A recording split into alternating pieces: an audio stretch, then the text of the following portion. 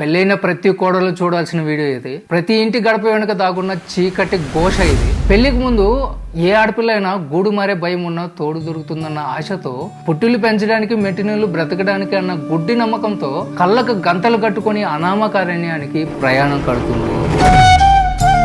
ఆ తర్వాత పశువుల సంతలో బేరం కుదిరినట్లు ఒక సంబంధం వస్తుంది, పెళ్లి కూడా అయిపోతుంది. కన్నీళ్లతో కన్నవాళ్ళని వీడి పక్కనున్న వాడే సర్వస్వం అనుకుంటుంది. రేపటి నరకానికి ముస్తాబు చేసిన బలి పశువు అని తను గ్రహించలేకపోతుంది.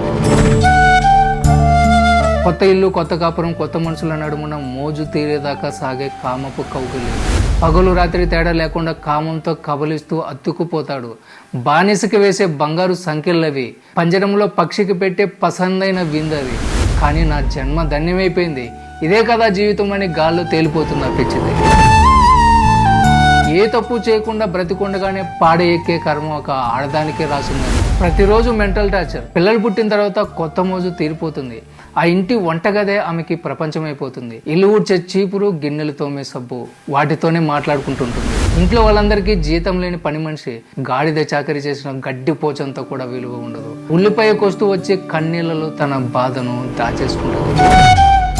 నమ్మిన మూగుడు తాగొచ్చు కొడతాడు, పరాయి పడకలు ఎక్కుతాడు. నిలదీస్తే నువ్వేం బీగుతావని నోరు నొక్కేస్తాడు.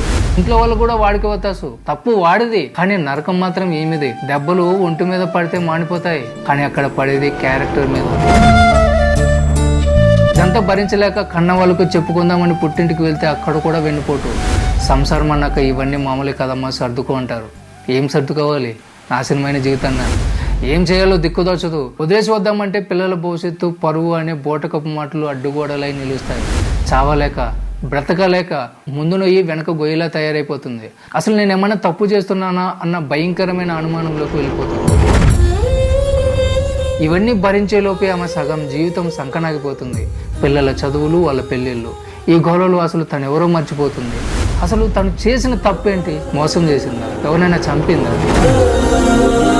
తన జీవితం మొత్తంలో భారీగా మొగుడు దగ్గర కోరుకునేది ఒకటే, తనతో కాస్త సమయం గడపాలి, కాసేపు ప్రేమగా ఆమెను పలకరించాలి, అంతే. అంతకు మించి ఇంకేమీ కోరుకోదు. ఆ గుక్కెడు ప్రేమ దొరికితే చాలు, జీవితాంతం నీ ఇంటికి పడిగాపులు కాస్తూ నవ్వుతూ బ్రతికేస్తాడు.